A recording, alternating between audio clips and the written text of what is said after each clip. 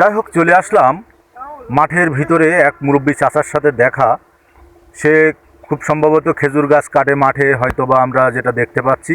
তা চাচা, আপনি এই যে খেজুর গাছ কাটেন, এটা কত বছর যাবত? এটা যদি আমাদেরকে একটু বলতেন। 20 বছর 20 বছর যাবত। 20 বছর যাবত আপনি এই খেজুর গাছ কাটেন? খেজুর গাছ কেটে রস সংগ্রহ করেন এবং সেখান থেকে সেই রস কি বিক্রি করে দেন, না গুড় বানান, না কি বানান? কি আসলে বিক্রি করি, গুড় বানাই, বিক্রি করি, রস বিক্রি করি। আচ্ছা, মানুষ খাতে চাইলে খাতেও দেই। আচ্ছা, আর এমনি পাটালি বানান কিনা? পাটালি বানাই। শুধু দর্শক মণ্ডলী, যাই হোক, আমাদের কাছে আছে যে মুরব্বী চাচা, সে খেজুর গাছ থেকে রস সংগ্রহ করে সেই রস থেকে গুড় এবং পাটালি যেটা সংগ্রহ করে দেশের বিভিন্ন প্রান্তে যে যশোরের যে খেজুরির গুড়টা আপনারা খান, সেটা এই চাচাদের মতন কিছু লোকের কারণেই আপনারা সেই গুড়টা খেতে পারেন। তা চাচা, আপনি এবছর কয়টি খেজুর গাছ কাটছেন আর কি? আমি 87টা গাছ কাটি। 87টা? 87টা। তাই 87টা গাছ কি একদিনই কাটেন, না মানে না, পরে পালাই 5 দিন অন্তর পালা। 5 দিন পর পর? তা আপনি এই 5 দিন পর পর কয়টা করে খেজুর গাছ? 17টা খেজুর গাছ আপনি কাটেন। তাই খেজুর গাছ 17টা কেটে আপনার ওখান থেকে রস সংগ্রহ হয় কয় ভাগ? ওই 4 কান 5 কান বিক্রি হয়, 3 কানও বিক্রি হয়। আবার বাড়ি নিয়ে গেলাম, পাটালি বানালাম, গুড় বানাই বিক্রি করলাম। আচ্ছা আচ্ছা। তা এখন এই যে বর্তমান যে অবস্থা, বা এখন এই যে 2026 সাল, তাই 2026 সাল এসে যে শীতের মৌসুমে খেজুরির যে রস, সেই রসের একটা চাহিদা বাংলাদেশব্যাপী রয়ে গেছে, আমরা যেটা জানি। তা বর্তমান আপনারা এই প্রতি ভাড় রস কত করে বিক্রি করছেন সেটা একটু যদি বলতেন। 300 টাকা বিক্রি করি। 250 টাকাও বেশি, বন্ধু বান্ধব আছে। আচ্ছা আচ্ছা।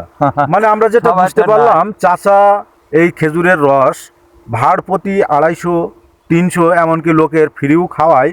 লোক বুঝে, যেহেতু চাচারও এই বয়সে, তারও বন্ধু বান্ধব আছে পর্যন্ত, অনেকেই খাতে চালে অবশ্যই তাদেরকেও, হ্যাঁ অবশ্যই তাদেরকেও খাওয়ায়। এবং তিনি এই রস সংগ্রহ করে রস ভাড় প্রতিও বিক্রি করে দেন, এবং সেই রস থেকে তিনি গুড়, পাটালি এবং আরও অন্যান্য উপাদান সমূহ বানাই বলে তিনি আমাদেরকে জানালেন। তা সবশেষে চাচা, আপনার বাসা কোন জায়গায় যদি একটু বলতেন? যদুনাথপুর। এটা হচ্ছে আপনার হাড়িখালি? হ্যাঁ, যদুনাথপুর বলে। হাড়িখালি যদুনাথপুর আপনার বাড়ি। আপনার নামটা যদি বলতেন? কায়েম। যাই হোক, চাচার নাম কায়েম, এবং তিনি এই 20 বছর যাবৎ খেজুর গাছ থেকে খেজুরের রস সংগ্রহ করছেন, এবং এই যশোরের যে বিখ্যাত গুড়, পাটালি যেটা নাম করা, এই চাচাদের মতন কিছু লোকের হাতে ইশারায় আমার সলিড মাল, একদম সলিড পাবেন। না, তা তো অবশ্যই, আমরা তো জানি সেটা। খুলনায় মাল দিয়েছি, ভালো ভালো লোকের মাল দিই, খুলনায় দিই, এইবার বগুড়ায় দিচ্ছি।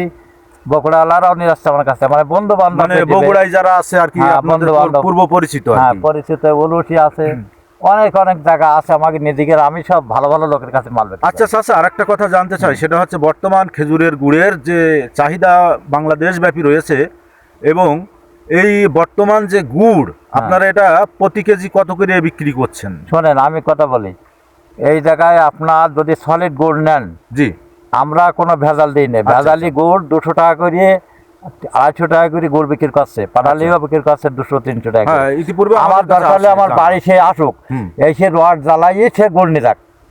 না, সে নিয়ে যাওয়া, আমি কোনো ওইসব চিনি পাইল দেওয়া, অমুক তমুক, এই সমস্ত কাজ আমার নেই। যাক, আলহামদুলিল্লাহ। যাই হোক, আল্লাহ তাআলা আমাদেরকে যেভাবে ব্যবসায়ী রুজি বরকত বাড়িয়ে দেন, এবং হালাল পথে উপার্জন করে যেটুকু হয় ওতেই আমরা আলহামদুলিল্লাহ, আপনিও সেটাই করেন, আমাদের বিশ্বাস।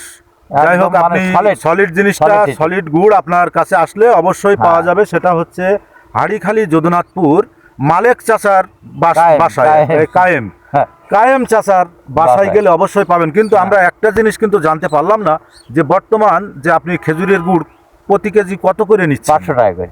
500 টাকা দানা গুড়, আর ঝোল গুড়? ঝোল 300।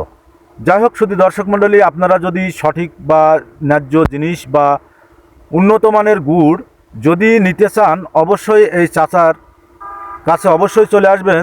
এটা হচ্ছে হাড়িখালি যদুনাথপুর গ্রামে আমাদের এই চাচার বাসা। তিনি 20 বছর যাবৎ খেজুরের রস সংগ্রহ করে তিনি গুড় বানায়, পাটালি বানায়, এবং তিনি বিভিন্ন জায়গায় এই গুড়গুলো আর কি সাপ্লাই দেয় বলে আমাদেরকে জানালো।